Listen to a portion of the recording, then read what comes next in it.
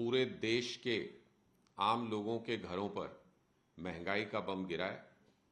मोदी सरकार ने रसोई गैस के दाम 60 रुपए प्रति सिलेंडर बढ़ा दिए हैं, जिससे देश के लोगों को बहुत ज़्यादा परेशानी है, बहुत ज़्यादा दिक्कत है। और ये डर सता रहा है कि क्या आने वाले दिनों में इसी तरह से पेट्रोल और डीजल के दाम भी बढ़ेंगे।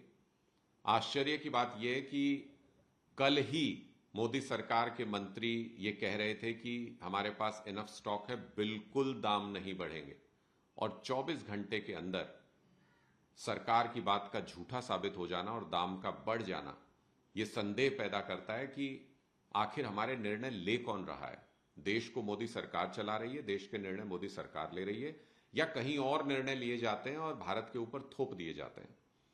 ऐसा ही बिल्कुल भारत पाकिस्तान का युद्ध चल रहा था, तब हुआ। मोदी सरकार ने कहा कि नहीं, हम पाकिस्तान को अच्छे से सबक सिखाएंगे। अमेरिका ने कहा कि सीज फायर कर लिया है, और भारत ने बाद में उसको स्वीकार कर लिया कि हां, सीज फायर हुआ है। फिर उसके बाद मोदी सरकार ने कहा कि टैरिफ के मामले में कोई समझौता नहीं करेंगे किसी भी हालत में। ट्रंप ने कहा कि जीरो टैरिफ पे भारत मान गया है, बाद में मोदी सरकार ने स्वीकार कर लिया कि हां, हम मान गए जीरो टैरिफ पर। मोदी सरकार ने कहा कि किसानों के हितों के साथ कोई समझौता नहीं होगा किसी भी ट्रेड डील में। अमेरिका ने कहा कृषि उत्पादों के लिए भारत ने अपना बाजार खोल दिया है। ट्रंप साहब ने कहा, मोदी जी ने मान लिया कि हां, हमने बाजार खोल दिया है। इसी तरीके से ईरान का नेवल शिप हमारे यहां पे जॉइंट एक्सरसाइज में हमने इनवाइट किया हुआ था, हमारा मेहमान था, वापस जाते हुए हमारी नाक के नीचे हिंद महासागर में अमेरिका ने उसको डुबो दिया।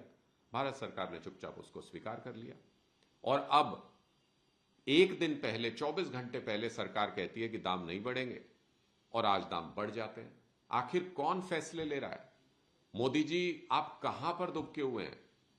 आप सामने आके जवाब क्यों नहीं देते हैं किसी बात का? क्या मजबूरी है?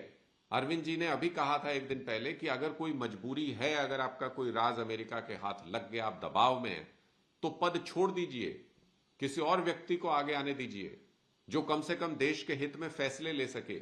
लोगों के हितों को इस तरीके से दांव पर मत लगाइए मोदी जी।